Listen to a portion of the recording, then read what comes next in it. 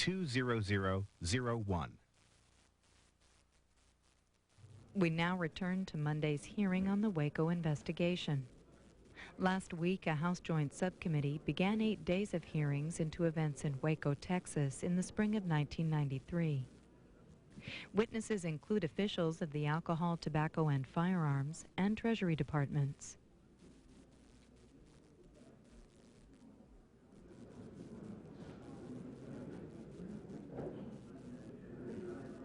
Want to take your pictures before I sweat?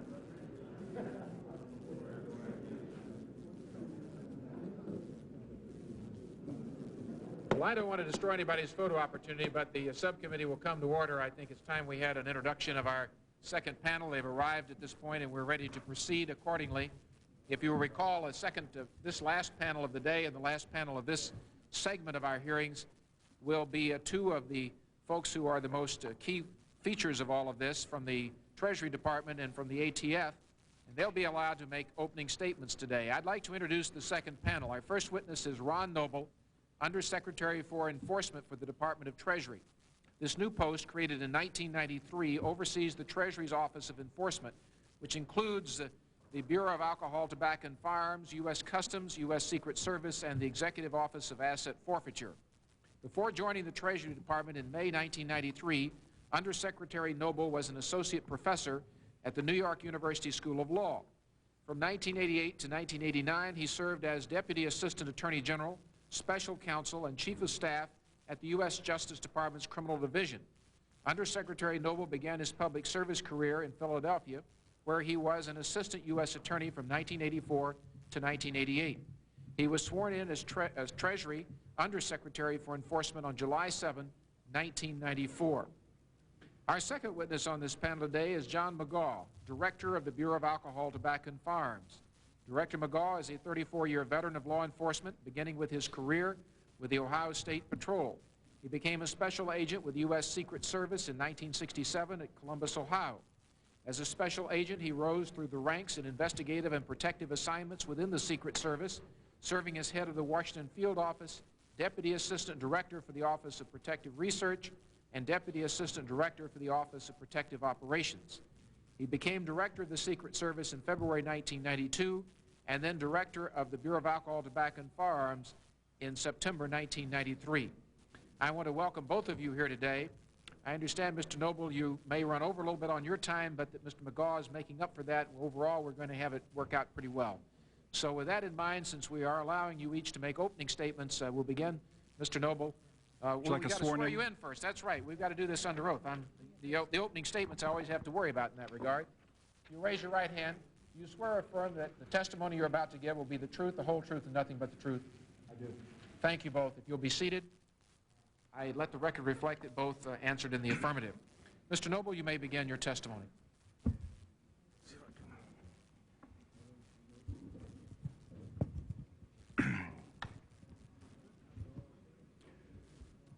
Mr. Chairman, members of the subcommittees, I have a longer statement that I would like to submit for the record, with your permission. Without objection, it's admitted to the record. I don't believe we have copies of your statement up here.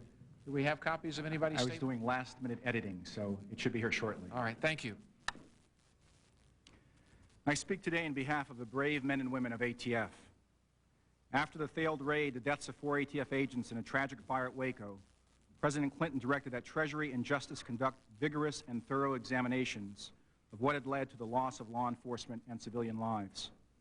Secretary Benson designated me to lead the Treasury Department's review. He demanded that the investigation be honest, uncompromising, and comprehensive. Secretary Benson appointed 3 independent reviewers to provide an assessment of the Treasury Department's investigation and report on ATF's investigation of David Koresh and raid of his compound on February 28, 1993. Here's what the independent reviewers said about the Treasury Department's investigation and report in letters submitted to the Secretary in September 1993.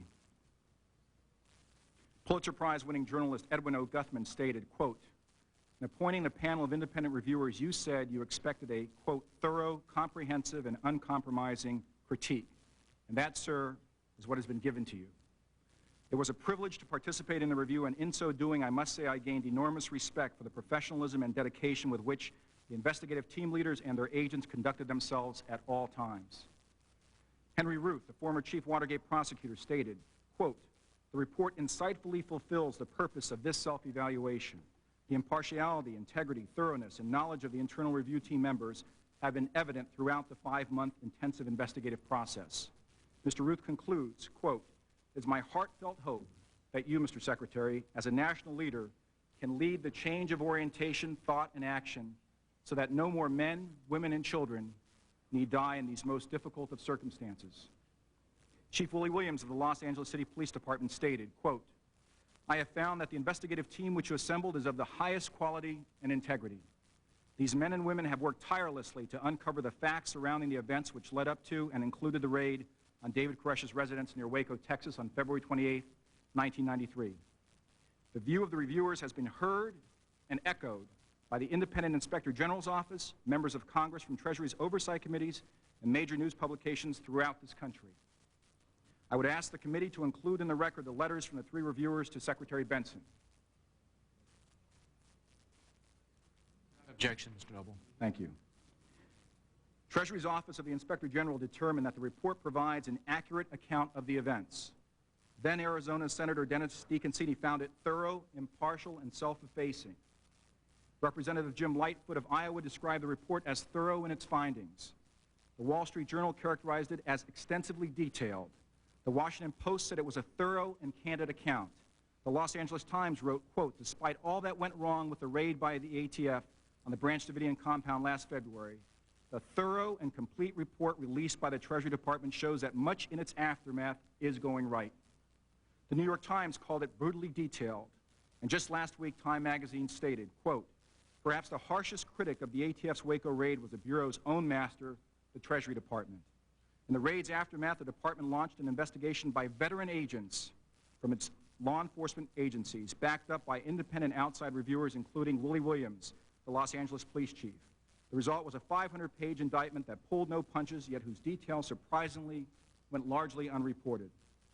Yet, at these hearings, the very people who are most criticized in the report have baldly asserted that the report is only 70% accurate.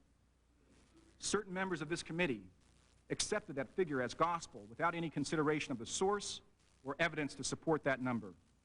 Indeed, none of those criticized articulated what, if any, facts in the report were inaccurate, what analysis is flawed.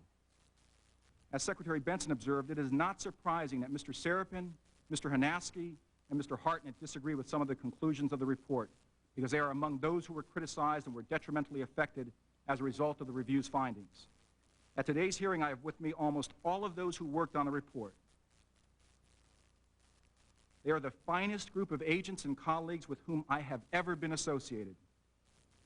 Their dedication, competence, and integrity combine to generate what many consider the finest examination of a law enforcement action ever produced.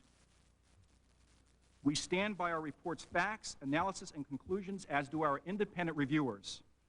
If the report is only 70% accurate, it's 500-plus pages. If it's 70% accurate, show us the 30% that's inaccurate.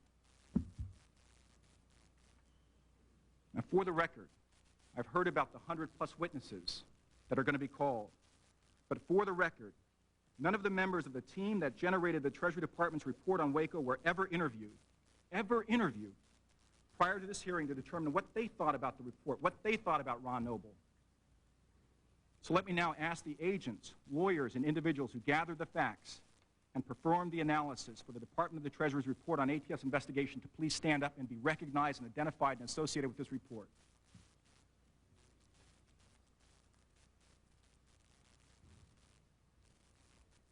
Thank you.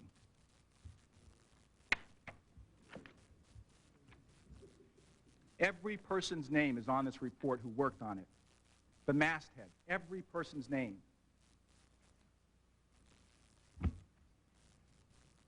Why haven't they been interviewed? Why haven't they been called as witnesses? You accept one person's representation that Ron Noble, lowly Ron Noble, was able to orchestrate a cover-up using career senior special agents from the Secret Service, Customs, IRS CID, IRS inspection, all by myself, 45-plus people. People who made their careers during previous administrations. The American public has a right to know that one of its major departments, the Treasury Department, already has examined issues confronted by this hearing, and that Treasury's examination was comprehensive, candid, and accurate. By recognizing this fact, these hearings can help to restore confidence in this country's public servants. To ignore or deny the quality of the Treasury Department's self-examination could feed the paranoia and suspicion of a small segment of the American public. Now, what were the major findings? What did the Treasury Department's report find back in September 1993?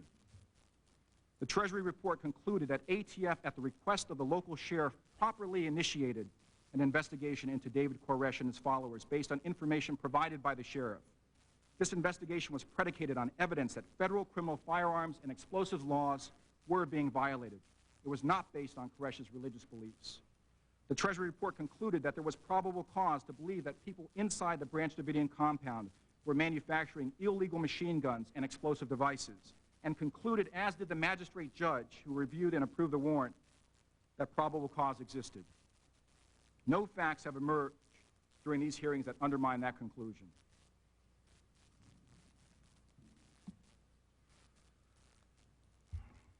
Indeed, after the April 19 fire, the Texas Rangers recovered 48 illegal machine guns, illegal explosive devices, and illegal silencers, and hundreds of thousands of rounds of ammunition from the compound. Since the Treasury report was issued, 11 Branch Davidians were brought to trial, and 8 were convicted of the very firearms offenses that ATF investigated. At that trial, none of the defense lawyers challenged the validity of the search warrant. Indeed, I understand that one of those defense lawyers testified last Friday that the warrant was legally sufficient. The Treasury review team and the 6 tactical operations experts all concluded that ATF's raid planning was seriously flawed. We admitted it. We said it. We wanted to save lives in the future. Specifically, almost 2 years ago, the report concluded that, first, intelligence system flaws, including an improperly conducted undercover operation, seriously compromised the planning for warrant service. Second, because of the flawed intelligence gathering and processing system, the planners did not give sufficient attention to other options, such as trying to arrest Koresh away from the compound. Third, ATF should have consulted with experts in order to better understand Koresh's likely response to different law enforcement options. Fourth, the planners did not develop a meaningful contingency plan. Despite the flaws in the planning process, 4 of the review's 5 tactical experts who volunteered their time, they were unpaid, concluded that the plan had a reasonable chance of success if all the planners' major factual assumptions had been correct. The Treasury report concluded that ATF did not mislead the U.S. military or the Texas National Guard in obtaining assistance. Nevertheless, this report found that the standards for non-reimbursable military support were unclear and that more precisely defined criteria needed to be developed. Although I have not watched all the testimony, it is my understanding that the military witnesses testified that the assistance provided ATF was legal and appropriate, and none testified that ATF had lied to the military. I also understand that Congressman McCollum, in effect, took the military-related charges off the table in his statement this morning. The Treasury report also found that the Treasury Department in Washington, D.C., did not require sufficient advance notice of significant enforcement operations to exercise meaningfully its oversight of these operations. We didn't say in the report that the investigation began in June 1992 under a previous administration and continued until January 20th, 1993. We didn't say that. We didn't attack a previous Secretary of the Treasury, Deputy Secretary of the Treasury, Assistant Secretary of the Treasury.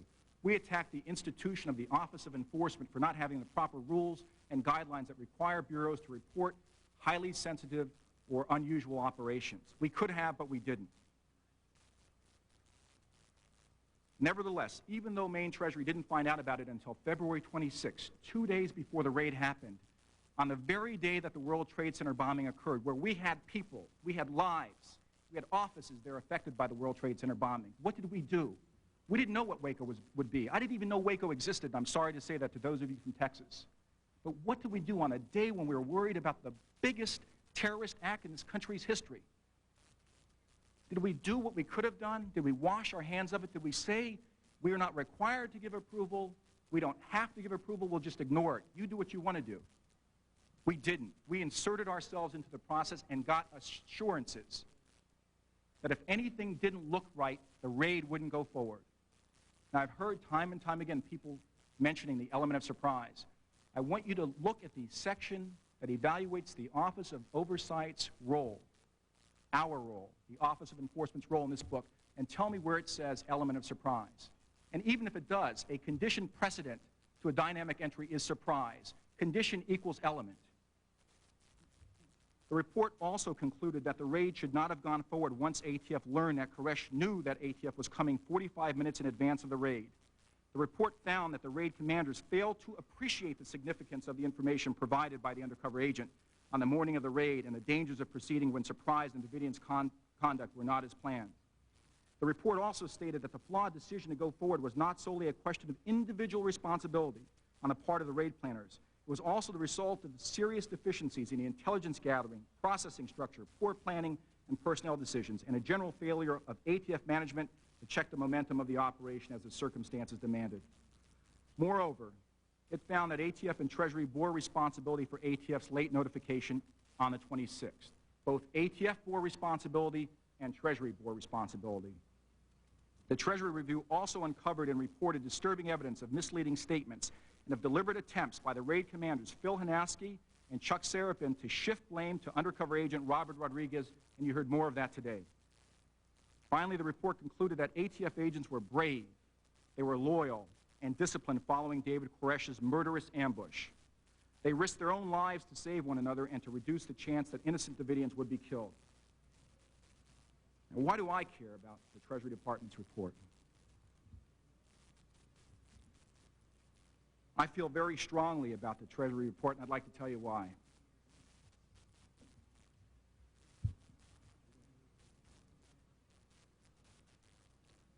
I don't believe a day has passed since February 28, 1993, that I haven't thought about the murders of Conway LeBleu, Todd McKeehan, and Rob Williams, and Steve Willis. I know I was in a position to influence the acting Assistant Secretary for Enforcement not to permit the raid to proceed.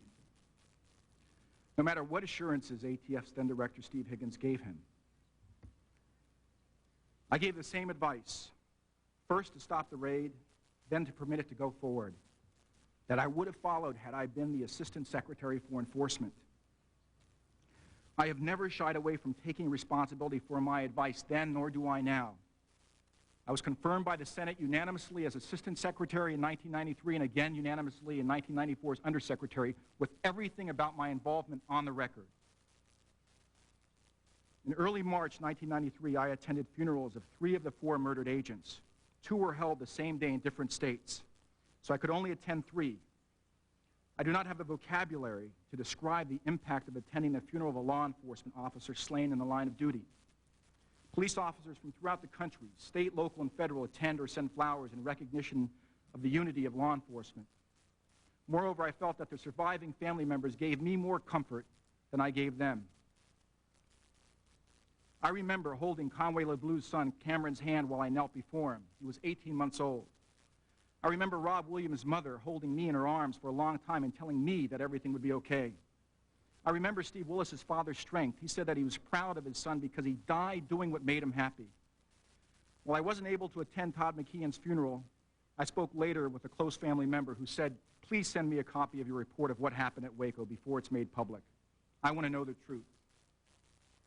3 funerals in 3 states in 3 days. I'm reminded every day of the dangerous world in which law enforcement operates. Since joining Treasury, I have attended 14 funerals of Treasury agents and employees killed in the line of duty, and 8 funerals and memorial services of non-Treasury agents. Before coming to Treasury, the last funeral I'd attended was when I was 9 years old. I do not forget that 4 ATF agents were murdered. 3 wives are widowed. Children are without a father and parents. Brothers and sisters are without a loved one. During the Waco funerals, I saw and met ATF agents for whom I would one day be responsible. I saw the bond among them. Men and women cried openly and proudly as they laid their brethren to rest. Black and white agents held each other. Female and male agents held each other. I don't believe that Conway LeBleu had been buried before press reports surfaced that ATF went forward with a raid after learning that Koresh had been tipped to the planned raid on raid day. ATF management did not confirm this fact. It denied it publicly and frequently. I committed myself to find the truth using the most comprehensive and authoritative review process possible. And since I don't do the work of the brave and good ATF agents or other Treasury agents who risk their lives each and every day enforcing the law against the country's most dangerous criminals, I committed myself to ensuring that they have the leadership, training, and resources necessary for the work they do. By setting out the truth, the Treasury Department's report honors the memories of the ATF agents killed at Waco. By instituting reforms, Treasury and ATF have worked to ensure that a tragedy of this kind never again occurs. There's been a lot of discussion at these hearings about the need to restore faith in federal law enforcement.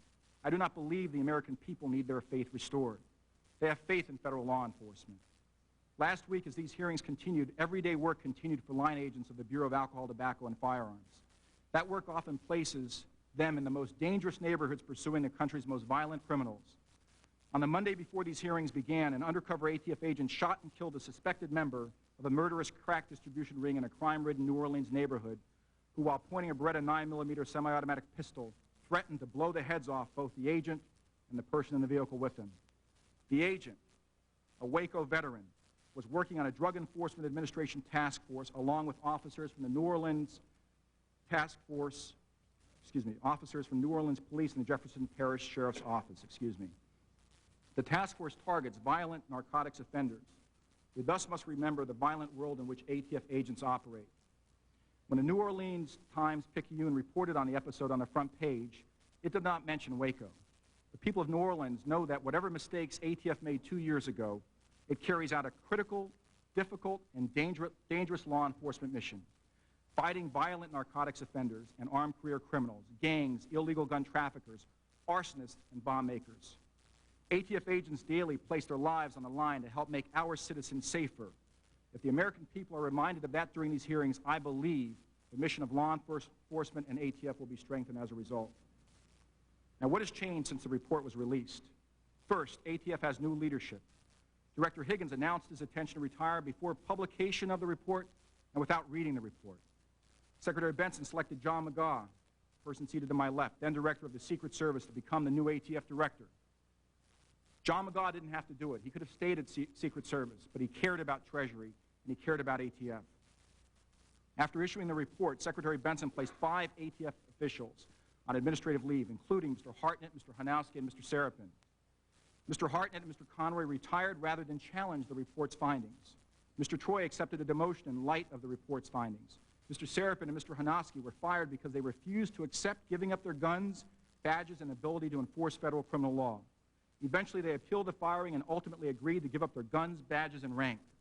ATF Director Magaw believed that it was in the best interest of his bureau that ATF settle with them to avoid the possibility that the MSPB would later reinstate them with guns and badges despite the validity of the report's findings.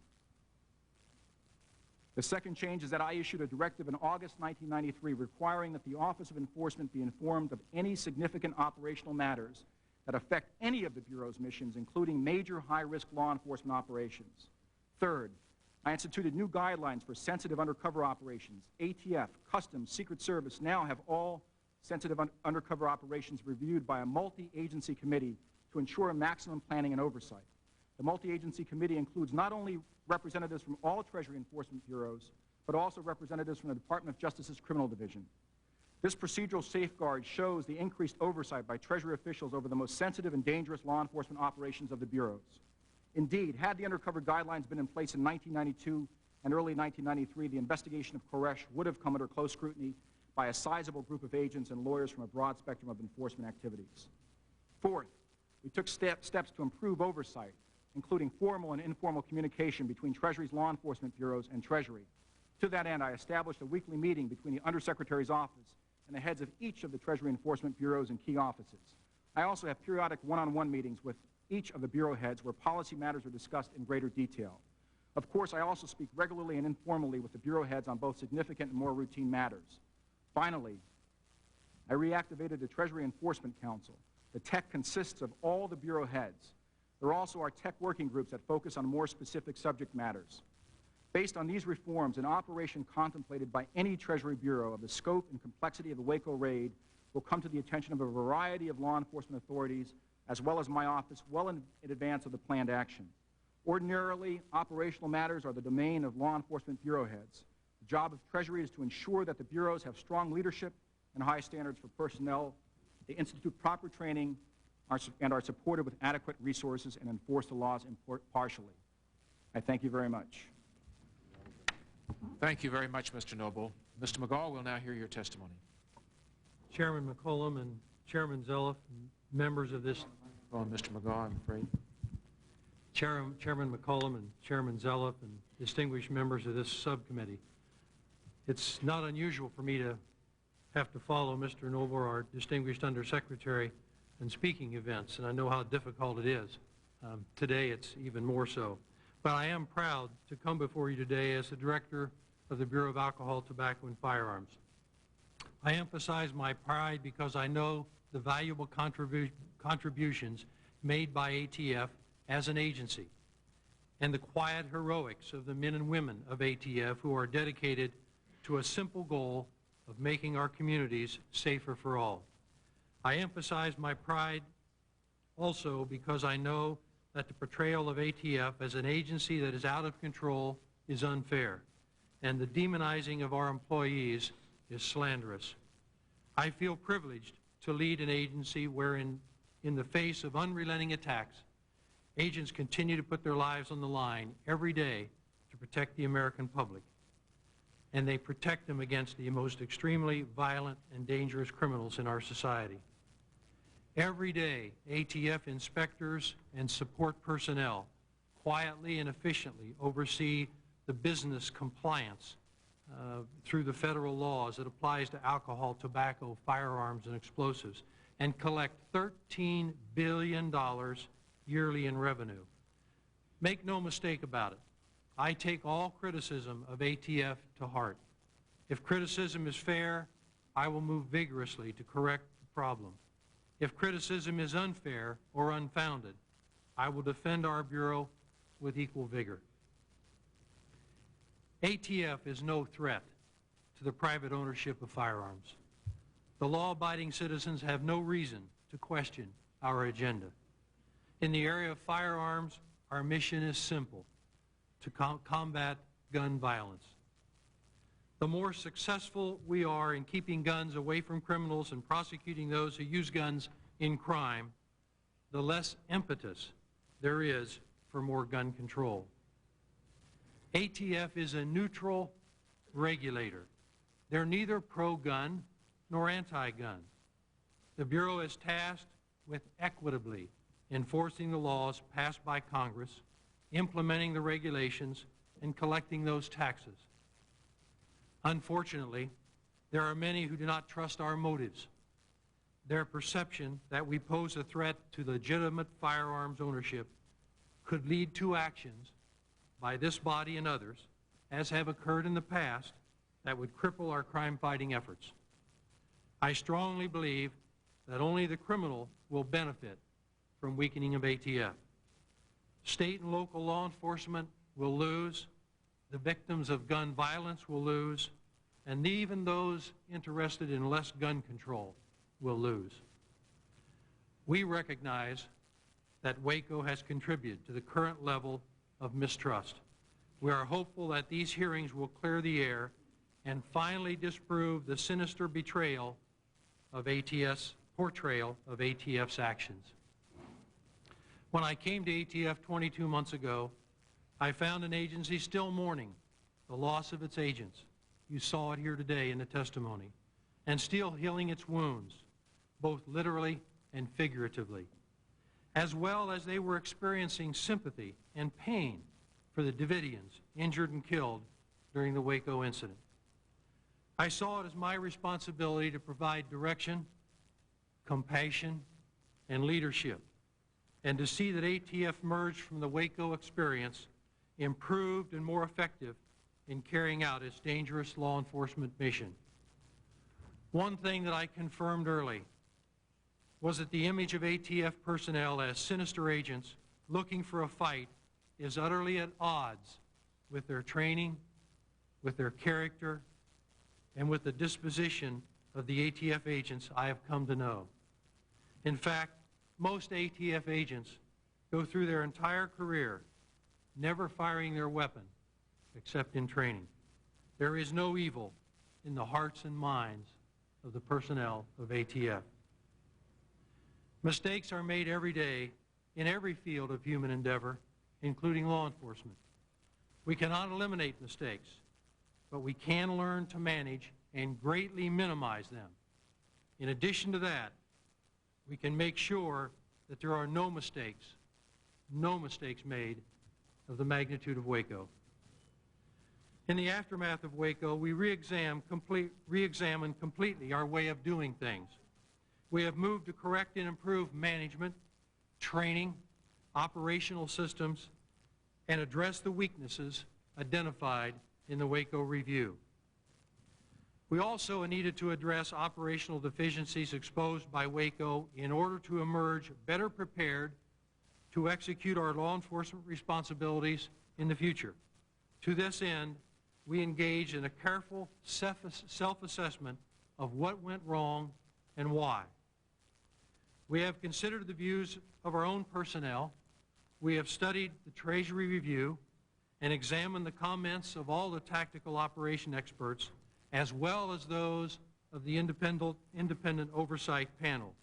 Today and for the past few days, I have been listening very well to what each of you say in relationship to this event. We have made significant changes in planning, in execution, in post-raid aspects, including improved capabilities in the area of tactical intelligence. Many of you have brought tactical intelligence up in your questioning. Huge errors made there. Any contingency plans, you've talked about those. Operational security, oversight, and liaison. As I said before, no law enforcement operation is risk-free, and not all mistakes can be eliminated by systematic changes. The human factor of making very difficult decisions under very stressful times in split seconds are inherent in law enforcement. The existing ATF systems and quality of the people involved have in fact established a remarkable track record as it pertains to the deployment of their special response teams. What we have learned, there are a number of areas where we are deficient. The tragedy of Waco taught us painful but important lessons that will enable us to improve our ability to safely and effectively carry out our mission. That brings us, as I said before, every day, everything that we're doing in contact with the most violent and dangerous criminals in America. In order for these changes to truly make a difference, though, I am determined that we also needed to completely revamp the way we do business on a broader scale. I determined that we needed to improve our organizational structure and to establish a guiding vision that would give all of us guidance to the action of our operations. I have completed the restructuring of our headquarters and am now examining the field structure to see what adjustments are needed there. The successful future of ATF is dependent on a well-trained professional workforce, and to this end, I have elevated the training function to an executive level by creating a training and professional development directorate. In a constant effort to do more with less, I have established a Science and Information Technology Directorate to ensure that ATF would keep abreast with all the changes in science and technology, and that will improve our effectiveness. I have also strengthened our internal review process to provide for a strong, well-staffed inspection and oversight unit to conduct both operational reviews and internal investigations. This unit reports directly to me. Additionally, I've established the Office of the Ombudsman to provide all levels of this Bureau direct access to the Office of the Director.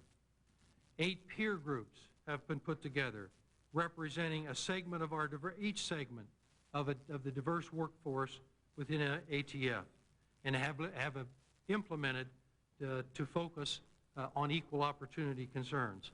As I mentioned before in other testimony, 49.1% of this Bureau is minority. The personnel who oversee the EEO program within ATF have been placed in the director's office so that I may have personal daily oversight. The final and most important change that was needed, in my view, was to define the future of ATF. If we are to know where we're going, we have to know how to look for it. The outstanding work done by ATF has been lost over the months and years since Waco because of the haze of Waco, as well as the fact that all ATF jurisdictions are highly controversial. For the outstanding work to be recognized of our personnel, it needs to be part of a defined mission, approved by the United States Congress, and understandable to both the ATF personnel and the American public that we serve. Whether we believe it's fair or not, the fact remains that there has been a critical loss of public confidence in ATF.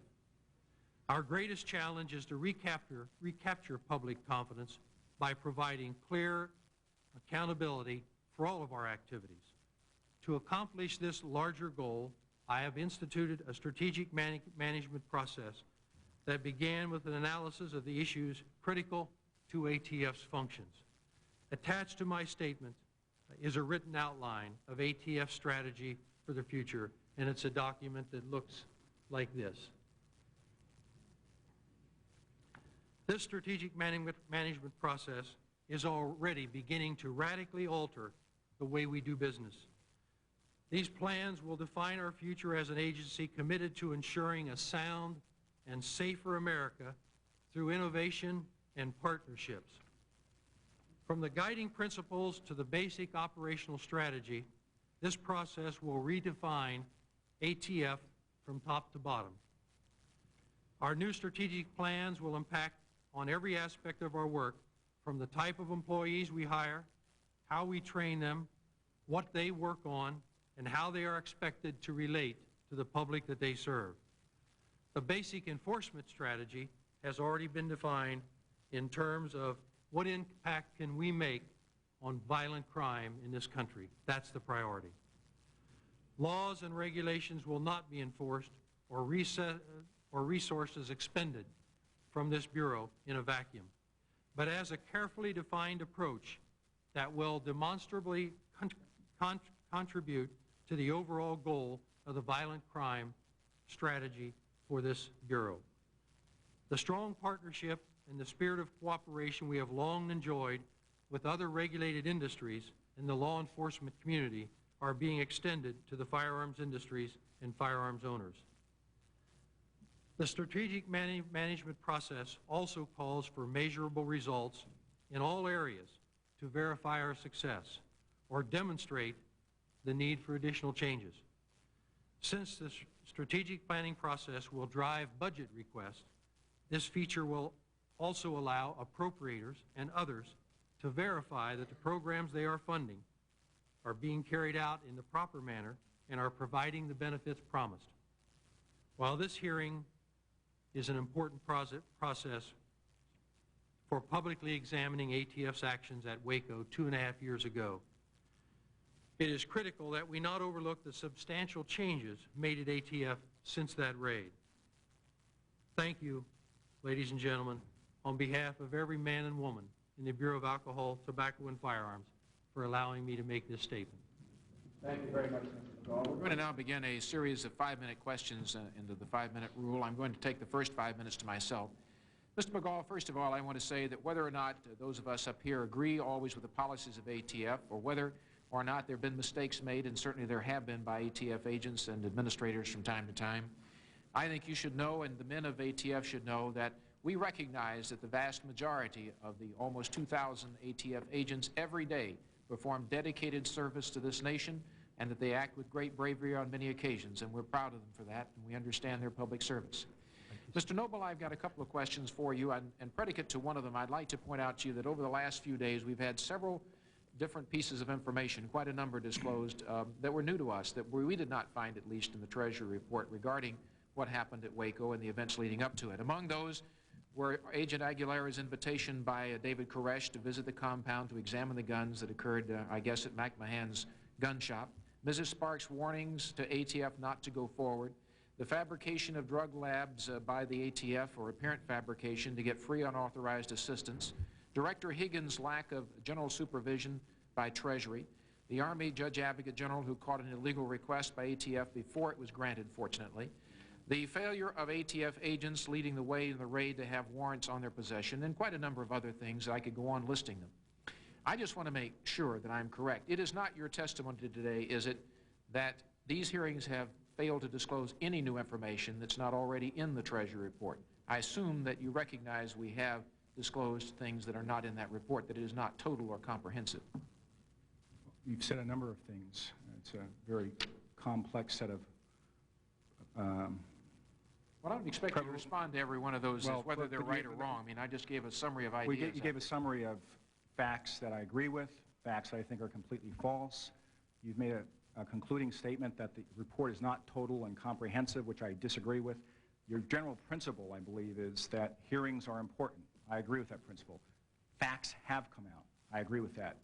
Critical facts, facts that make this report less than 100% accurate, facts that make this report less than comprehensive, I don't agree with. All I was asking is whether or not you thought there were facts that came out during these hearings that were not included in the Treasury report, and you've answered the question, I believe. Yes, there are facts, quite a number of them. Whether you or I would characterize them one way or the other is not what I was asking. I want to also ask you, did you bring the Texas Rangers who are scheduled to testify tomorrow and before this joint committee to Washington week before last or weekend before last at taxpayer expense? Did you meet with them or have any of the Treasury officials meet with them over a period of approximately 4 days? And did you tell them to focus their testimony? Again, there are at least 4 or 5 parts to the question. Were the Texas Rangers asked to come to Washington in order to make certain that we were prepared and they were prepared? Yes, they were. Did the U.S. government pay for it? I believe it did and should have, since they were the ones who represented the U.S. government in the murder trial and the other federal firearms violations and explosive violations in Texas. And if I remember correctly, I thought I saw Chairman Zelliff meet with the Texas, with some news reporter who was playing some video footage of the Texas Rangers, so I'm quite aware that you were aware of it. Did we tell them to focus their testimony? What did you coach them?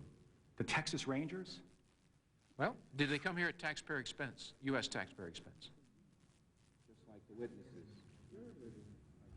I won't even answer the question if I try to coax the Texas Rangers into giving anything other than forthright and honest testimony.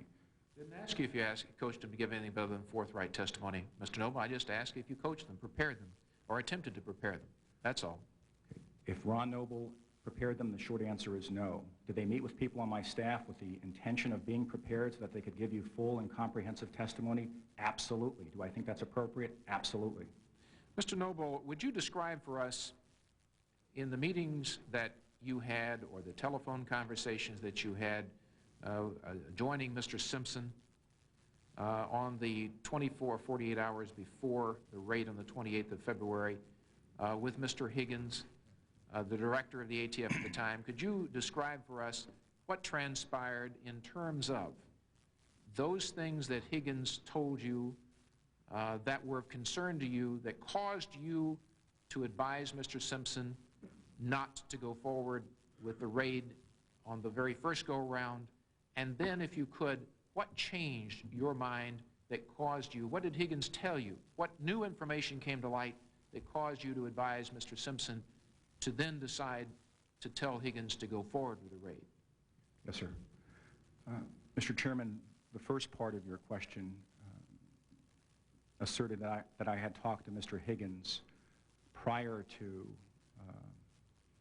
advising Mr. Simpson that the raid could proceed. If I could just go through the chronology to the best of my recollection. I would appreciate it. If you don't mind. There's no confusion about it. We've heard Mr. Simpson testify. I'm not trying to do anything more than give you the opportunity to explain it. I appreciate that. I was advised mid-afternoon on the 26th, Chris Kyler, who was the liaison from ATF for Maine Treasury, was waiting outside the office that I was then occupying, wearing a blazer and sort of nervously pacing around while I was trying to gather information relating to the World Trade Center bombing. Eventually, he entered my office and began to talk about this planned raid near Waco, Texas on that weekend. And while he was talking to me, I was thinking that this is something more appropriate for him to tell a person with line authority over ATF. So I suggested that he brief Mr. Langan and Mr. Simpson, the acting deputy assistant secretary and acting assistant secretary respectively. And he did brief them. Eventually, later in the afternoon, early evening, they all came down to my office and we reviewed this one-page advisory. And based on what I saw in that one-page advisory, it raised more questions than it answered about the safety of the people both executing the warrants and inside the compound. And I just remembered my experience in Philadelphia when the MOVE raid occurred and advised John Simpson that he ought not to permit the raid to go forward. At that point, there was a theoretical discussion for some time about what the jurisdictional posture was of the Office of Enforcement's role vis-a-vis the one-page advisory. Was approval required? Was it being asked? If it wasn't required or wasn't being asked, couldn't we just say it's something that ATF ought to handle? And we eventually decided that we had to approach it as if, in light of our positions, would a reasonable person occupying these positions be expected to act affirmatively, despite not being required to do so, to intercede in preventing something from going forward that ought not to go forward? And I took the position that we had to act, and that if I were he, that I would not let the raid go forward. And then what changed your mind? You've got to follow up and answer that question, I believe, with telling us what changed your mind. I was paged while at dinner after having left the office and having believed that the raid would not go forward because John Simpson, the acting assistant secretary, had called Steve Higgins and told Steve Higgins that he believed the raid ought not to proceed. When I called back the main treasury, or the number that was on my pager, I don't recall whom I called, but eventually John Simpson was on the phone, and he said that Steve Higgins was also on the line, and that Steve Higgins had additional information which he wanted me to hear.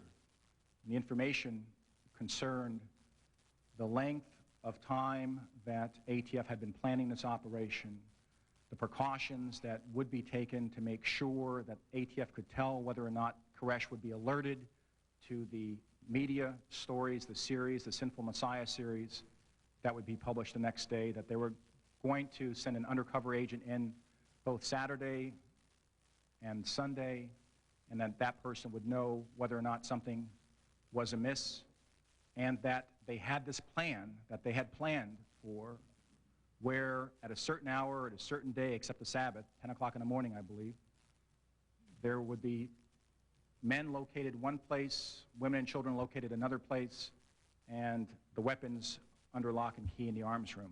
That's the general discussion, and that based on those assurances, their training, that they had planned for it, they had an undercover agent in, I had no more reasons that I could articulate besides an emotional concern, in or non-articulable sense of worry or anxiety. I had no reason to say, in light of this briefing and the assurances being given by the director of ATF, that his people had been told that if anything didn't look right, they were to call it off. They were going to send an undercover agent in there for that reason. I could no longer say that there was an articulable reason or set of reasons why I would advise the acting assistant secretary to not permit a raid to proceed, that we were not required to approve the proceed in light of the assurances given. That's the best sense I have, sir. Ms. Thurman, you're recognized. Mr. Conyers? Mr. Conyers, you're recognized for 5 minutes. Thank you, Mr. Chairman. And because of that important line of question, no objection was made about the number of minutes that the chair went over time. And it's quite appropriate, except that he ought to note it like he does with all the rest of it. Well, gentlemen, no, I just let him answer the question, and I would do the same for you. Well, that's great. I'm glad I pointed it out. Mr. Magaw, let's talk about the positive here, and I begin by commending both of you for two very important statements.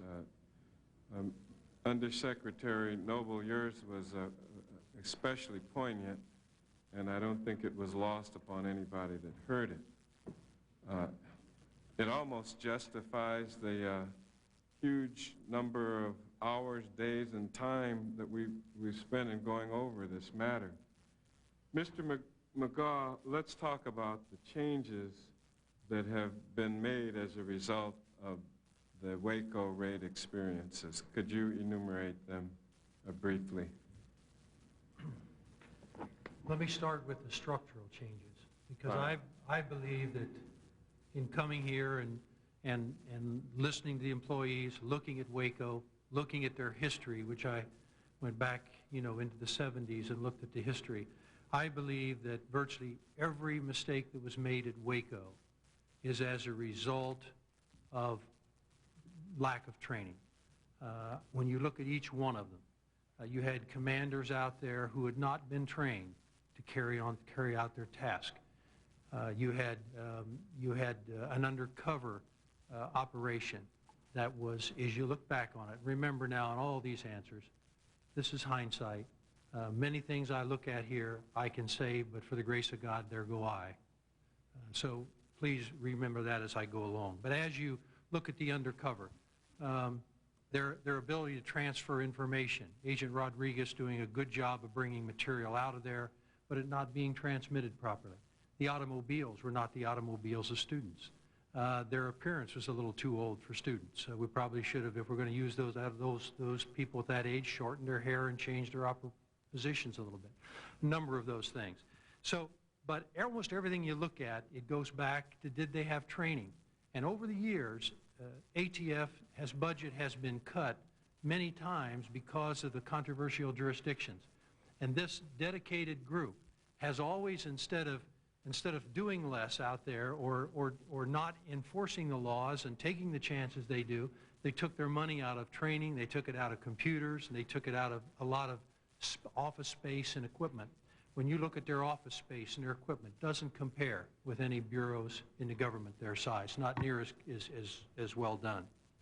At any rate, so I wanted to make sure in the structure, where was training? Well, it was buried in management.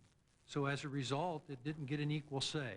And also in our black suit, black agent suit, and in some of the complaints that the agents would bring to me and the personnel throughout the Bureau, is that we don't have a training process by which we're trained every few years. So all of those kind of things were important to me. So the structure was a key thing. I wanted to make sure our technology was up to where it should be, because they've taken money out of that in the years.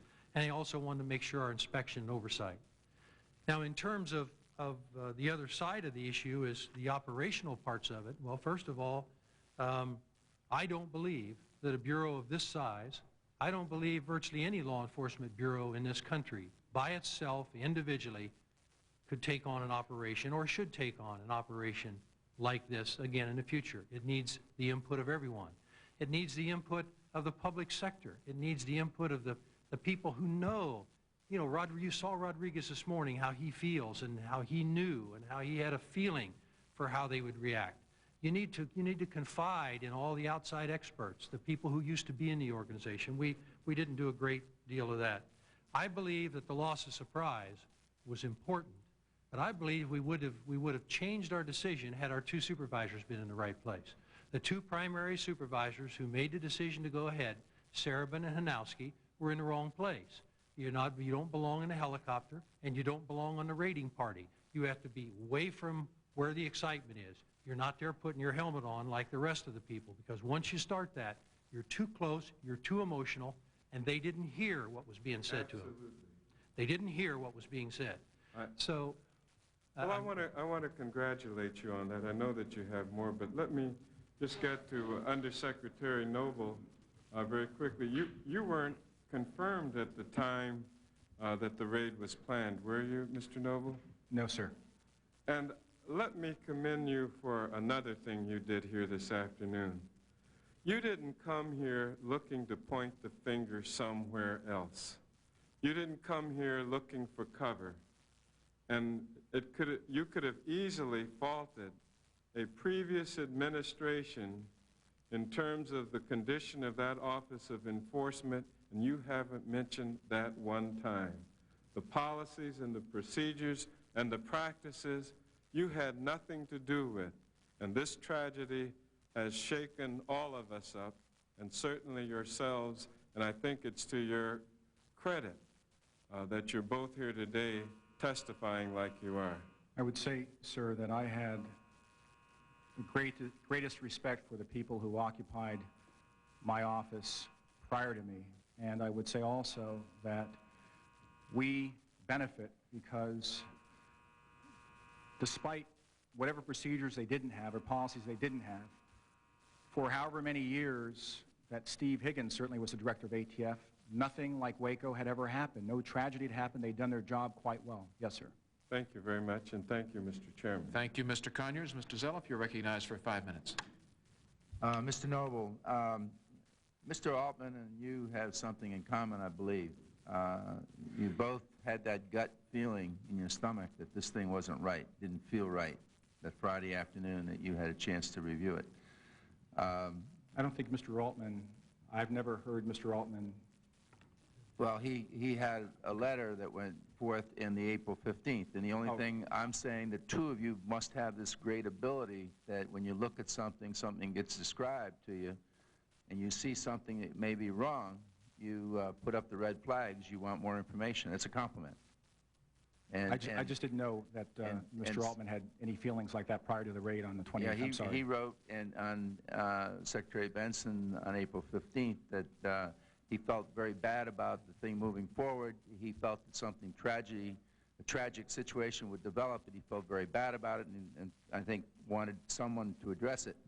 You're talking about, you had a chance. Are you talking about the raid on the 28th or something else? I'm now going back to you on that Friday before the raid on the 28th. No, sir, I'm sorry. I don't understand the premise. Okay. Are you talking about Roger Altman's view on the 28th? I'm talking about you. Maybe I confused you a little bit. Let me just go back to Friday afternoon where you were brought into this thing, and I was trying to compliment you where you had that gut feeling that things were not right, that you didn't feel that the raid ought to go forward. Am I right? That's correct, sir. Okay. And you specifically, you didn't feel that, why did we need such a tremendous amount of force to execute the warrants? This is out of the book on page 178. What precautions were taken to ensure the safety of the agents? Why did ATF have to achieve its mission? Could they do it without a shootout? These are really good concerns, and I think they were the kinds of things that you, before making your decision, you wanted more information about. Am I correct? I did believe more information was needed, yes, sir. Right, and that all got taken care of in a phone call that you got at dinner.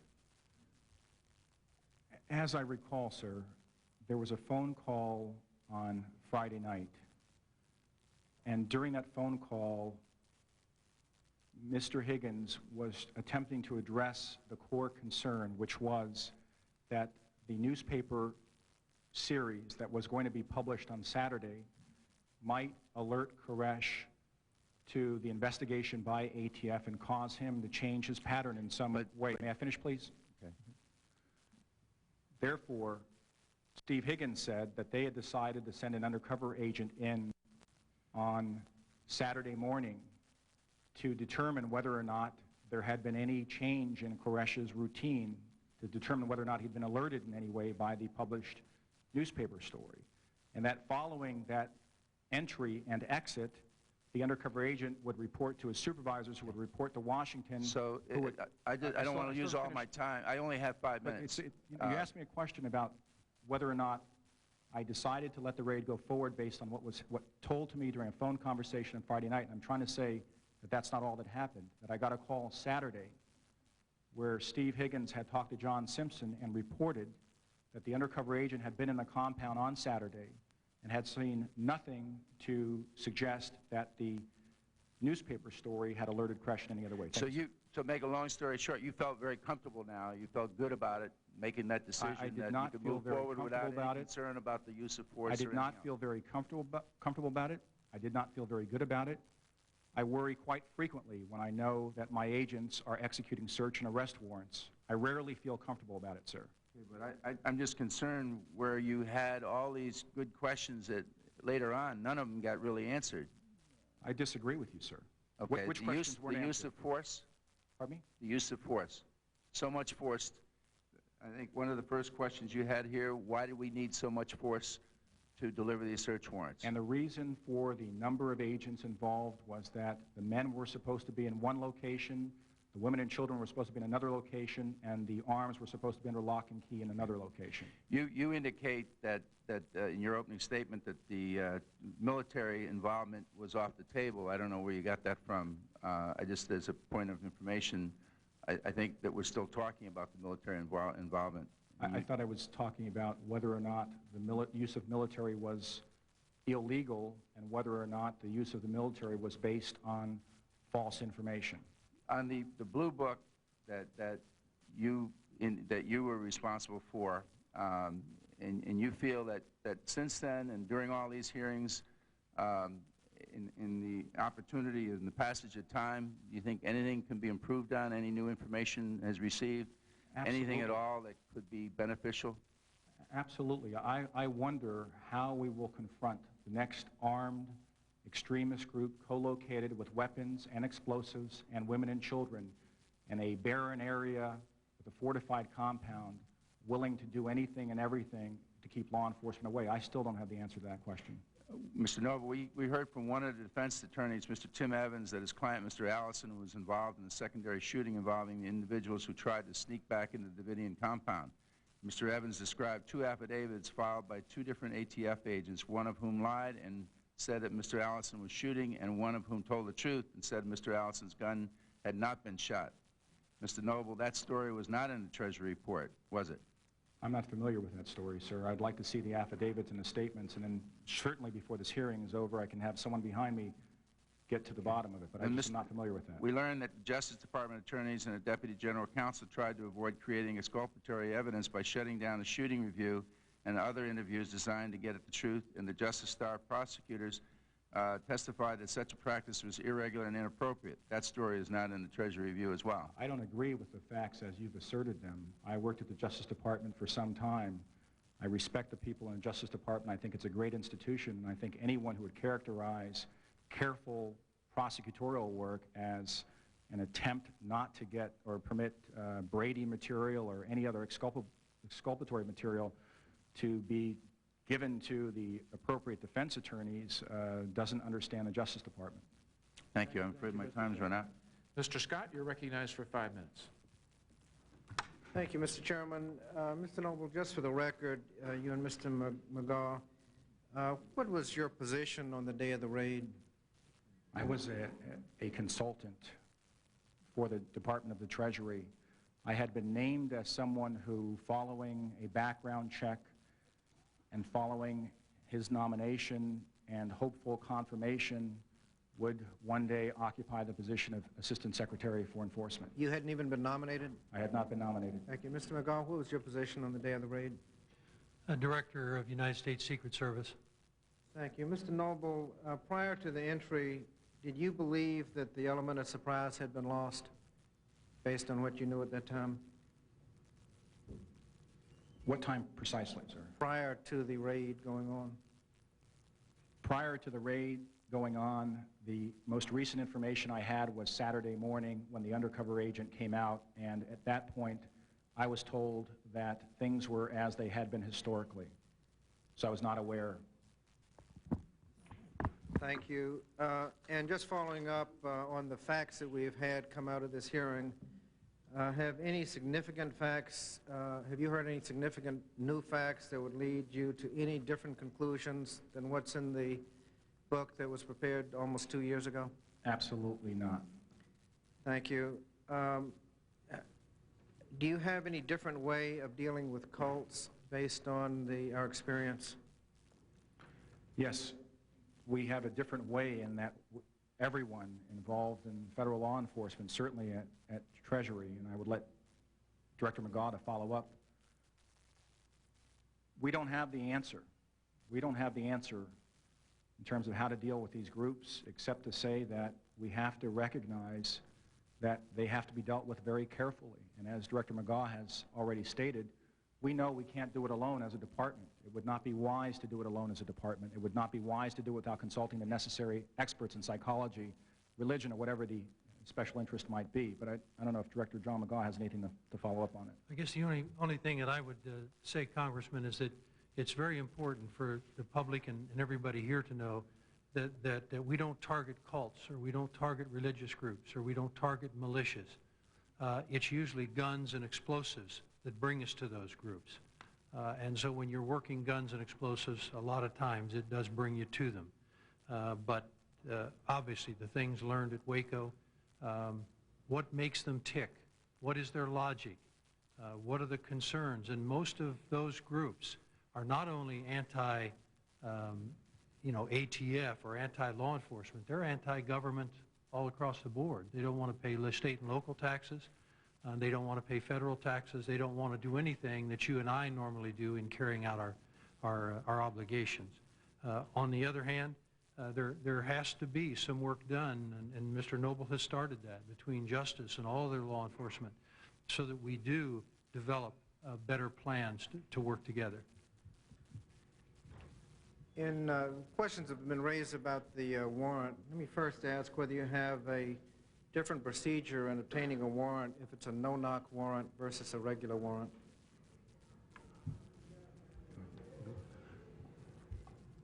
I don't believe there is a difference in procedure between a no-knock warrant and a regular warrant in federal law, as I understand it. I'm not authorized to practice law in this current position, but it's my understanding that the agents are supposed to make a determination as to how to best serve the warrant based on the circumstances confronting them at the time. The questions have also been raised about the sufficiency of this warrant. We've had introduced into the record an analysis from a professor at the University of Chicago Law School that goes into great detail about the sufficiency of the warrant. His conclusion is it's not only sufficient, but it's more than sufficient, so that and my judgment, and I believe certainly his judgment, is the legality of the search and the arrest is certainly beyond question. This weekend, Senator Bradley on, I believe, Meet the Press, described an incident where a second-year law student at Harvard was a guest of who was black, was a guest of a partner of his law firm he was interning with in Los Angeles, where he was attending a brunch at one of the partners' houses. He was traveling with a white female intern to the brunch, and he was pulled over for no apparent reason, handcuffed, and thrown to the ground. The exclusionary rule has been the traditional tool we have to protect us and to protect innocent people from the indignities of such arrests. We've had testimony from one of your officers earlier that he certainly has no problem obeying the law, but he is unaware of any sanctions for individuals for making an illegal arrest, sanctions like prosecution for burglary, for being somewhere you're not supposed to be, or cuts and pay, or being fired.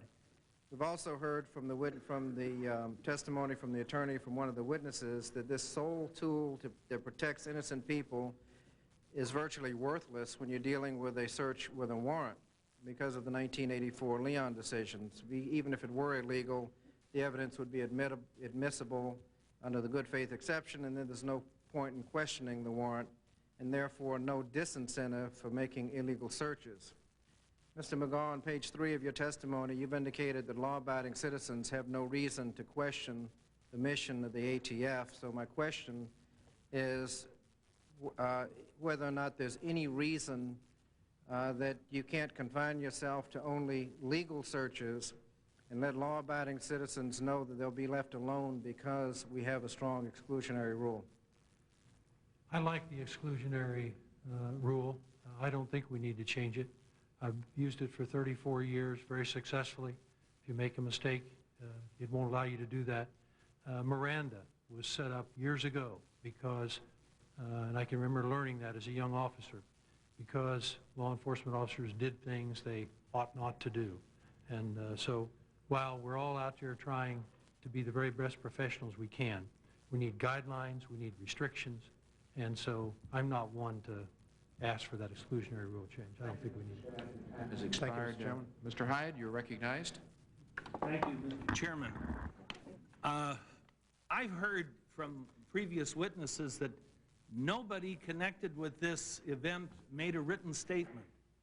That kind of surprised me because I thought when shooting is involved and people are killed, everybody who participated in it would file a report.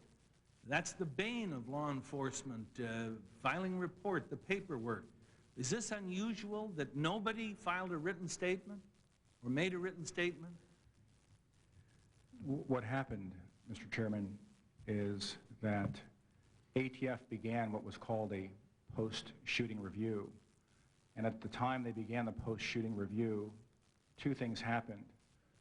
A U.S. attorney who was handling the murder investigation had turned over that investigation to the Texas Rangers. And there were reports in the press that ATF management was trying to prevent the truth from being told, that ATF went forward with a raid knowing full well in advance that Koresh was expecting them. And for that reason, and the reason that the U.S. attorney was conducting a murder investigation through the Texas Rangers, what would have been an ordinary practice and a common practice did not occur. Well, in other words, winning the case became more important than really getting at the facts, because it was the Department of Justice. It doesn't say the Texas Rangers. It doesn't say it says the Department of Justice does not want Treasury to conduct any interviews or to have discussions with any of the participants who may be potential witnesses. The prosecutors don't want us to generate additional Jenks, Brady, or Giglio material. In other words, exculpatory material that might prove one of these 11 who were locked up, one at least for a year, might help them prove their innocence.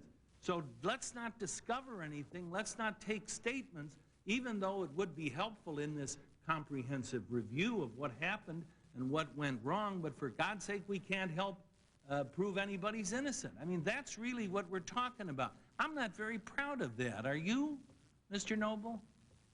If those were the facts, I would be not proud of it, but the facts are that the fact gathering was done by the Texas Rangers almost immediately after the event, a disinterested law enforcement agency. And the fact is that we avoided line agents continuing to feel as though ATF management was trying to get them to change the story about the truth of what happened near Waco on February 28, 1993.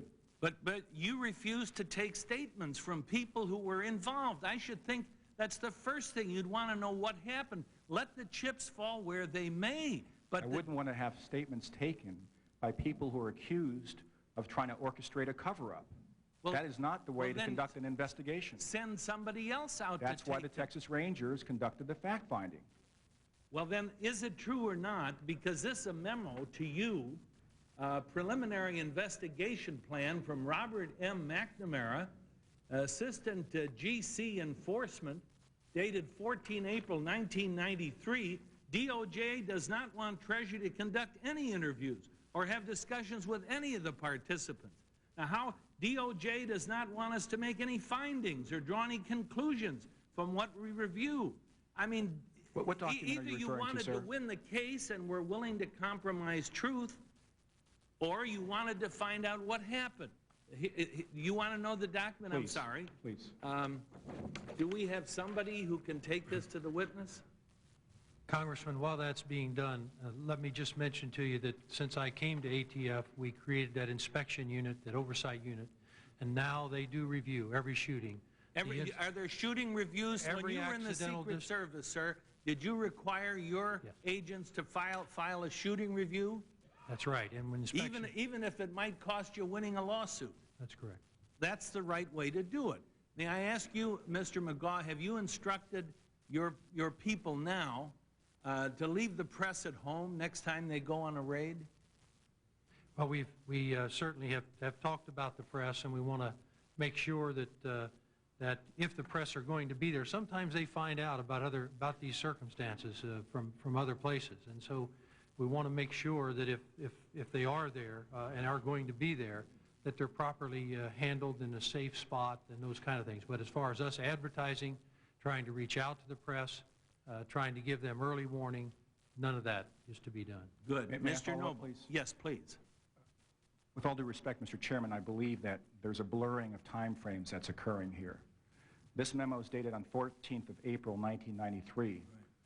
It's not talking about the fact gathering that occurred in early March of 1993 with regard to the post-shooting review. What it's talking about is the methodology that will be used for conducting the Treasury Department's independent review.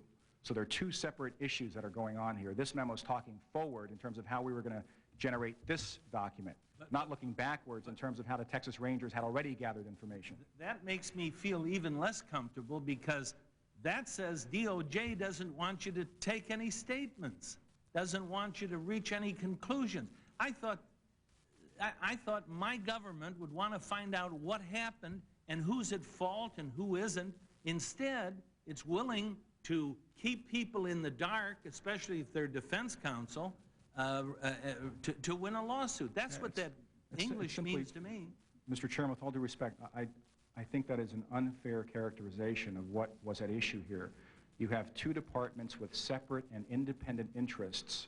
One department is concerned about gathering information for purposes of preparing a prosecution, and another department is concerned about gathering information not to use in that prosecution, but for purposes of dealing with administrative matters. And all this memo said to me was that the Department of Justice wanted to make sure that one investigation didn't undermine the other investigation. Oh, that isn't what it says. It says don't produce and don't take any statements from witnesses. That's what it says. I'm telling you, with all due respect, that I worked at the Department of Justice. I know the people who were at the Department of Justice. And one of the reasons why you don't want two statements taken from the same witness by two different individuals is because in court, just like is happening in this hearing, someone will take one statement and inadvertently or innocently read into it something that perhaps that author didn't intend. And that's why you don't want multiple statements generated in a case. Purely innocent reasons, sir. Okay, I know my time is up. I just want to make one very quick statement. It's very unusual that nobody connected with this debacle made a written statement. I think that classifies as a unique event in the history of law enforcement. Mr. Taylor, you're recognized for 5 minutes. Sure. We won't run the clock till after the buzzer. Mr. Chairman, probably later. Had Mr. Noble seen that before? I don't know whether he had or not. I presume it's the staff somebody had. Mr. Taylor? Thank you, Mr. Chairman. Let me begin with an observation. One of the people that I have the most respect for in this whole chamber is Henry Hyde. One of the guys I like the most in this whole chamber is Henry Hyde. But it does strike me a bit ironic that just last week my friend Henry Hyde voted not to subpoena the people who wrote the Sinful Messiah articles and left town for fear for their lives and is jumping Mr. Noble's case because they didn't seek witnesses. Sir, I'll sign a subpoena for anybody in America you want. You're a good man. Thank you, sir. You just tell me who you want. Okay, well, that's... Not you, John. Okay, and if you can get me about 5 more votes, Mr. Hyde, we'll be where yours we need I'll to be. take under advisement. Well, when we get over this hearing, let's talk about it. Okay, fine. Sure. My time's running. So, Mr. Noble, let's go back to everything. Let's start at the beginning. Why was the ATF, and I'm going to give you a series of questions because I have limited time. Let's refresh the American people's memory why the ATF was there in the first place. When it was all said and done, was it found that after you had the raid, did David Koresh possess a large number of illegal firearms? I happen to own a semi-automatic weapon that Mr. Schumer calls an assault weapon. I don't think it is. He thinks it is, and I voted against his bill. But we're talking about real assault weapons here, real fully automatic weapons. I believe the conservative estimate by the FBI agent was 48 machine guns and multiple grenades. Third question is, it's been asked over and over, did your review show that any shots were fired from the 3 helicopters on loan from the Texas National Guard? Absolutely, unequivocally not. Nowhere along the line has that been shown? Nowhere along the line. Was Mr. Koresh being looked into because he happened to be a religious man, or because there was talk of child abuse, because there was talk of illegal weapons, because there was talk of a hit list being compiled by him against former members who were talking to the police and to the press, because he was holding people against their will, in the case of one woman for at least 3 months? Or did the ATF literally throw a dart at the map of the United States of America and said, let's go find a country preacher somewhere to go harass? He was being investigated because he was believed to be amassing an arsenal of machine guns and grenades in violation of federal criminal law over which ATF has jurisdiction. Mr. Noble, in the review of all of this, because we're seeing a lot of nitpicking out there, and maybe that's how some people enjoy spending their time. Have you seen anything illegal? Have you seen anything immoral? And as a matter of fact, have you seen anything at all, and I'm going to open this to Mr. McCall as well, that would justify the death of 4 ATF agents, the wounding of 20 more, by David Koresh and his followers when they ambushed the ATF? Do you see anything at all that justifies the murder of those ATF agents or the shooting of those 20 others? Nothing that I could conceive of justifies David Koresh's ordering his followers to lie in wait with machine guns and hand grenades in order to murder and wound ATF agents. Mr. Noble, I'm going to ask one last question, and the question is now being turned around, should we have had these hearings? I'm personally glad we had the hearings. I think, considering that we're spending $1 million every 2 minutes on the interest on the national debt, and the nation's got $150 billion a year trade deficit, that there's certainly other big fish out there that we need to go after. But 4 good men did die. 20 more good men were wounded. But hasn't it given the ATF an opportunity to talk about, in some instances, some things that need to be said? And also, in fairness to those 4 agents who died, don't you think it would make sense to subpoena the 2 reporters who left town after writing the series for fear for their lives? And then... You had me nodding until you got me involved in the subpoena question. Okay. And don't you think it'd be fair to have the woman who said she was held for 3 months against her will, and the woman who says Koresh is compiling a hit list? I mean, my goodness, we're talking about the deaths of 4 good people, one of whom volunteered to serve in Desert Storm.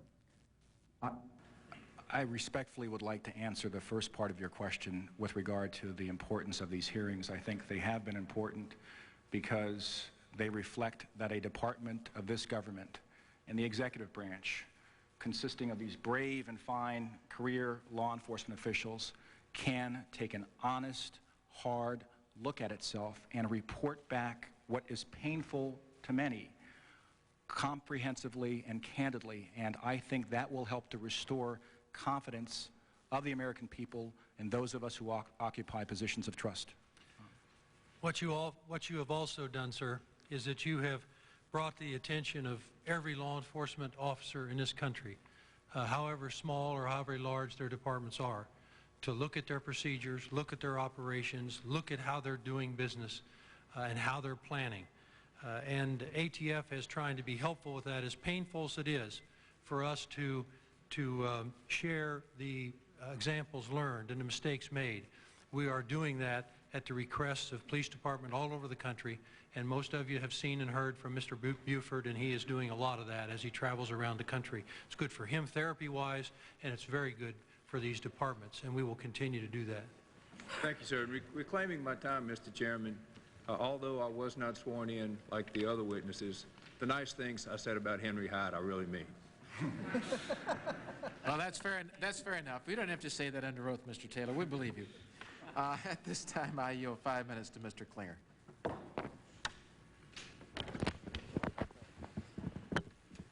Thank you very much, Mr. Chairman. I would just like to, before yielding my time, I just would like to comment that I think we're all here trying to establish a record that will restore confidence in law enforcement in this country. But I would also say that I think one of the purposes is that we don't want to in any way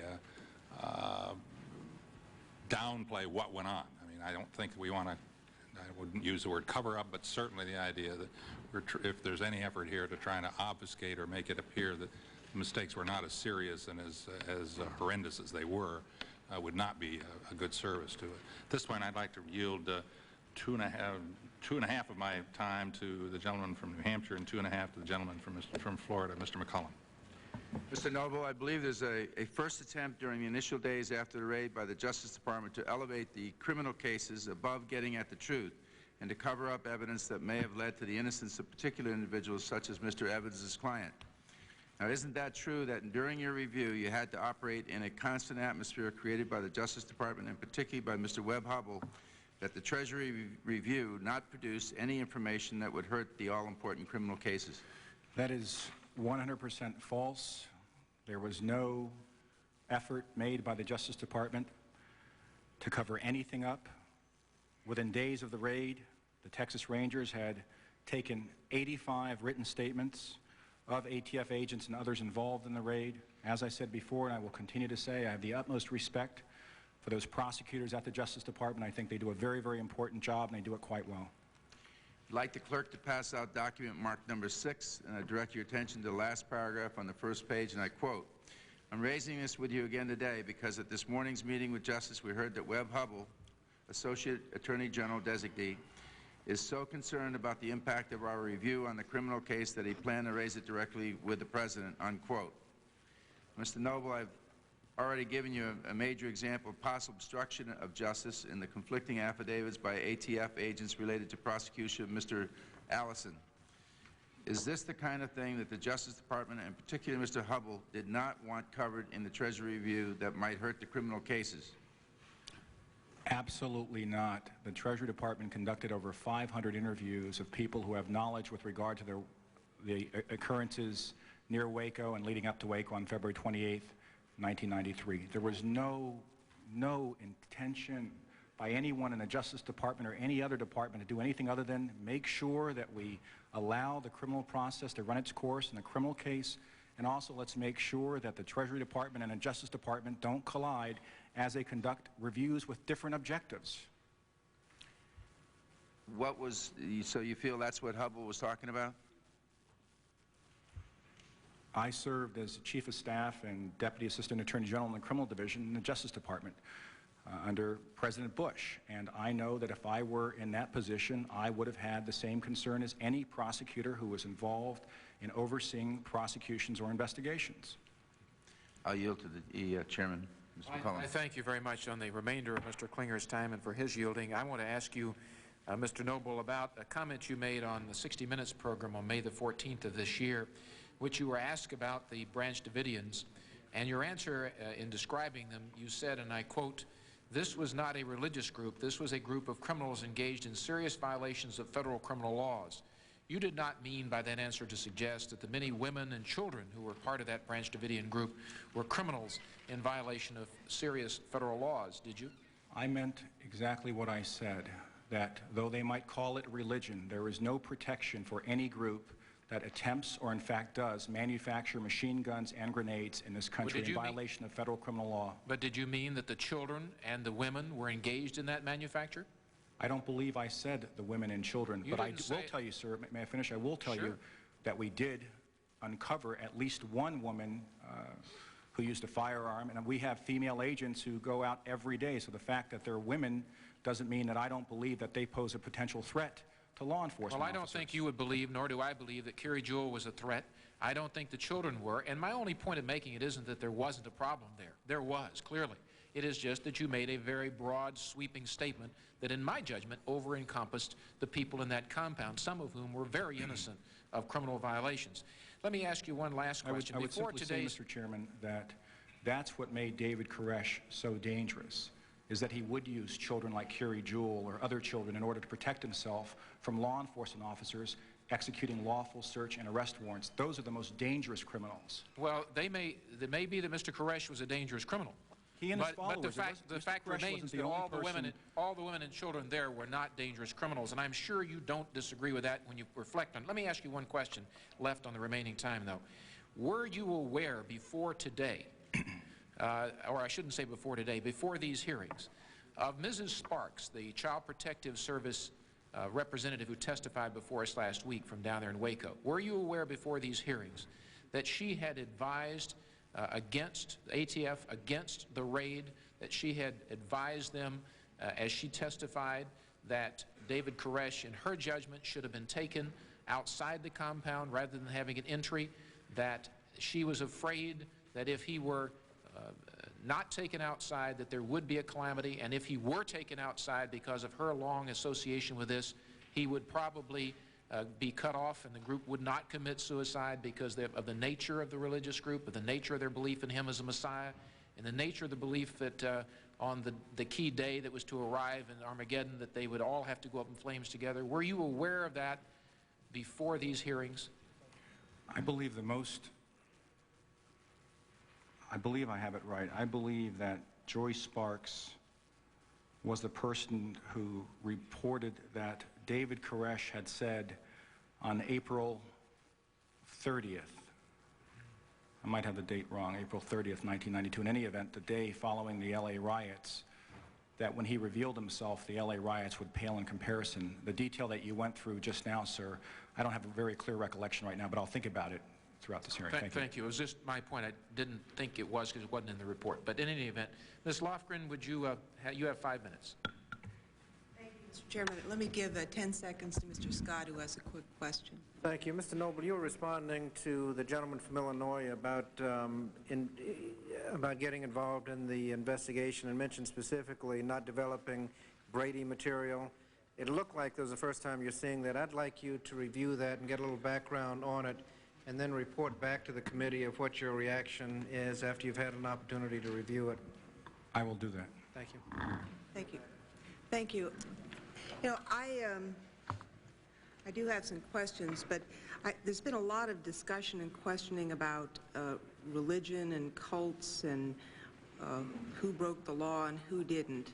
And I think the First Amendment allows people to believe whatever they want, and that's important. It made this country great, but when those beliefs lead you to do things that violate the criminal law, then that's where there becomes a problem. And you can believe that it's good for 11-year-old girls to be raped, and that's not against the law to believe that, but when you rape those 11-year-olds, then it is. And I just think it's important to say that, and I would add further that any parent, and I would include mothers as well as fathers, who give up their 12-year-old daughters to become rape victims to their Messiah, not only has done something I think very wrong, but has also committed a crime. Having said that, I'm very interested, Mr. Magaw, about your recommendations on page 9 of your testimony. There were a lot of things wrong and some things right in this whole investigation. We had Agent Aguilera and Rodriguez had developed lots of information, but it's not clear to me that they were trained as police officers, and from what I can see of them, they're tough guys and took their work seriously and worked hard at it, but they weren't trained to really understand the cult nature of what they were dealing with, and they weren't investigating it because it was a cult, but because of the violations of the firearms laws. We had information dribbling in from the Ms. Sparks, a CPS worker, former cult members who had left. The DA's office, I guess, had information. You know, what I'm wondering is how are we going to organize ourselves in the future to assimilate this information and be able to evaluate it with some expertise? I mean, people have mentioned that Ms. Sparks had the opinion that if Koresh had been arrested off-site, that would have been the end of it. Agent Rodriguez reached a contrary conclusion. I think both individuals cared about their job. worked hard, knew a lot, but neither one of them was really trained to sort through that. How are we developing a structure so that that information can actually get to people who have access to expertise to evaluate it from a non-law enforcement point of view? Prior to the Waco investigation, ATF did not have a intelligence division or intelligence unit that reached out throughout the field. Now, when I talk intelligence, I don't mean intelligence like the CIA or the Secret Service would have in terms of trying to judge the risk of the president. What I'm talking about is operational intelligence.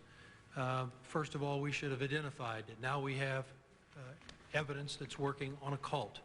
So that intelligence unit now, it's their responsibility to go out and find the experts in the field and to bring them forward to give us all the advice that we can. And so now within each one of our divisions is a person who is responsible for operational and functional intelligence as it applies only to ATF functions. If we receive intelligence that involves another bureau, then we would pass it to them. Let me ask you another question along that. You know, just sort of reading through the report and listening these days of testimony, there were state law violations, there was child abuse really that reached the criminal, there was rape going on within the compound, there was kidnapping across state lines of a child for the purpose of sexual abuse, there were arms violations, and there were at least some allegation of drug violations. Noting that you would have state violations, FBI jurisdiction, as well as ATF, is there a way to do a collaborative would there require a change in federal law, or for that matter state laws, to do a team approach to go after all the violations? I know the focus of this whole thing for ATF was arms, which is proper, and that's your jurisdiction, but it has occurred to me as I listened that we might have been better off had we had the opportunity to have a consortium of law enforcement officials with various jurisdictions to go after the whole ball of wax. Do you have an opinion on that? That's a very valid idea. It's one that we work with every day in terms of task forces. Whenever you see ATF function, it will almost never be alone. It will be with state and county and city police officers working, and so that we do trade that information and we do keep it together. And many times when we arrest somebody on a gun violation, a lot of times it will go state court. It will go the state system as opposed to federal. So we do, and that's one of the functions of this intelligence unit and the task forces, to make sure all of that kind of information is not only coordinated on a local level, but wherever else it might apply throughout the country. We just finished a very large gun trafficking case, which it took a lot of intelligence work. It came out of the South and went all the way across the country to California and north up to New York. So that kind of thing is really taking place now because, not that they didn't know to do it before, they just didn't have the vehicle to do it. Now they have the vehicle, and they also have the training and are getting more and more as we go along. Ms. Lofgren, your time has expired. I yield 5 minutes to Mr. Shabbat. Mr. Chairman. Mr. Noble, Mr. Black testified today that no one outside of ATF had been involved in the rehiring of Sarabin and Wanoski. The Legal Times has suggested that you were involved to some extent in that decision. Were you involved in that rehiring decision? And if so, why? Or were you not? And if not, why not?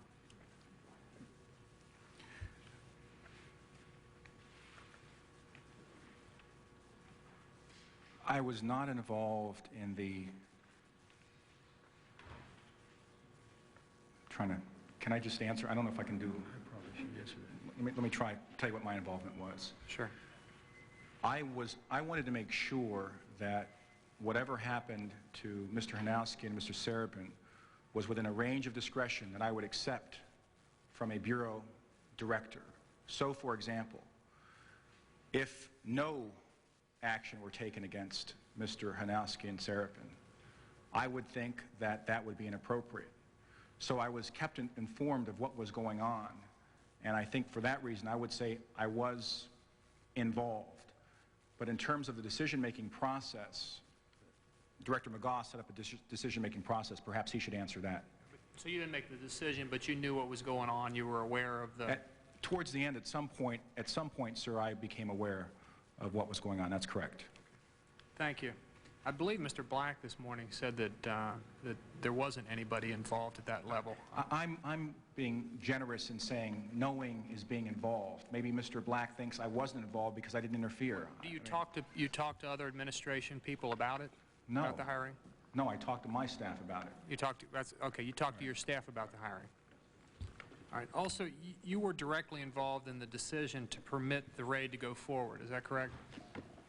Again, I want to answer all these questions about my role as though if I were the Assistant Secretary for Enforcement, what I would have done. I don't want to nitpick about whether I was a consultant or not a consultant, but I gave advice that was followed that led to the raid going forward. That I accept responsibility for. Whether it was de jure or de facto, I'm not drawing a distinction between that. You were notified of the plan on February 26, which was 2 days prior to the raid, and basically knew about it at that point. Is that right? That's 100% correct. Okay. And after concerns were expressed about the wisdom of such a massive undertaking, you and Mr. Simpson spoke with Mr. Higgins, and he told you that the raid would not go forward if things did not look right. Is that correct? After Mr. Simpson and others and I discussed the situation, reviewed the memo, Mr. Simpson called Mr. Higgins and told Mr. Higgins that he would not authorize the raid to proceed. Thereafter, as I tried to say earlier, Mr. Higgins called back with additional information on Friday and then again on Saturday, and the raid was permitted to proceed. That's correct, sir. Okay.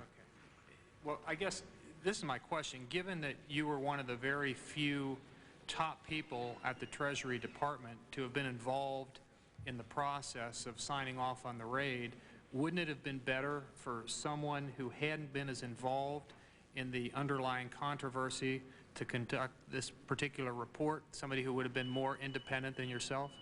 I believe the report speaks for itself. It is comprehensive, it is candid, it is thorough. It's been reviewed by 3 independent reviewers. I understand that, but I don't think that answers my question. You've asked me a question, man. Please finish. 3 independent reviewers. I didn't ask you that question. What I asked you is, don't you think you it would have been said, somebody... wouldn't it have been better for someone other than me to have generated this report? And I'm explaining to you why it would not have been better. So your answer is no. My answer is that the independent reviewers, the Inspector General, and others who have looked at this report say that it is a comprehensive, candid, and thorough account of what happened. And I have not heard anyone point to any part of this report other than the word 70% and say what is wrong and what is not accurate. Okay. Also, Mr. Noble, your report fails to cover one critical aspect of the disastrous decision to go forward with the raid, even though the element of surprise was known to be lost. And that's who in Washington knew that the raid was suddenly being moved up in time. The report doesn't deal with that at all. Do you know if anybody in Washington knew that the report was being moved up? The raid, I'm sorry, not the report, but the raid. From March 1st to February 28th? No, in time, from what was supposed to be 10 o'clock in the morning, and it got moved up once the element of surprise apparently had been lost. It's my understanding that no one was told at ATF, and I know no one was told at Maine Treasury, that Robert Rodriguez had come out of the compound and told various supervisors that Koresh knew ATF and, quote, the National Guard, unquote, were coming. So I'm not sure I understand your question, sir. All right, let me follow up with one final question because I'm almost out of time here. Your report has some very harsh words for some of the line commanders that were actually out in the field. But it seems to have almost no criticism at all for top Treasury officials who allowed a very poorly planned raid to go forward on the basis of very little information.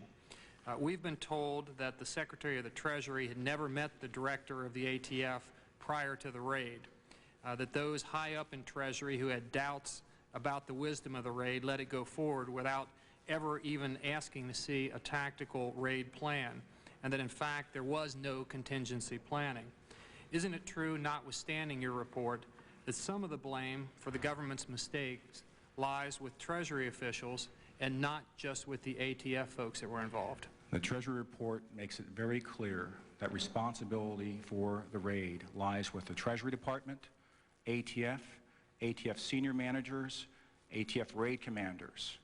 The Treasury report makes it absolutely clear that if Treasury's directive had been followed, the raid would not have gone forward.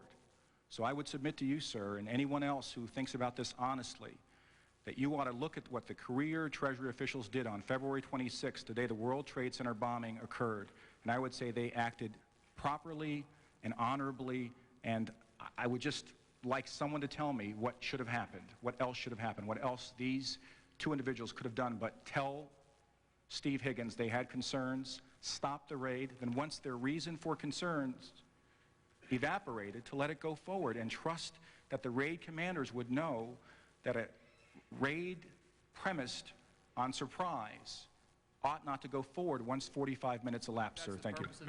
Mr. Find out those answers to those questions and to make sure this never happens again. Mr. Shabbat, your time has expired. We now have a series of roll call votes in progress on the floor. We're going to, I think there are 4 of them. We're going to take a recess until 5 minutes after the conclusion of the last of this series of votes. The subcommittees are in recess.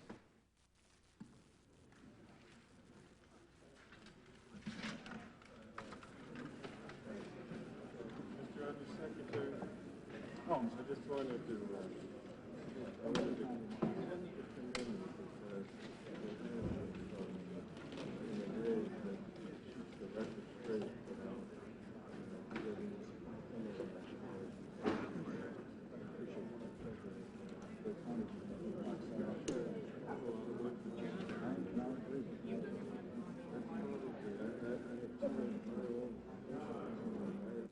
This Joint House Subcommittee hearing on the Waco investigation will continue in just a moment. First, some program information.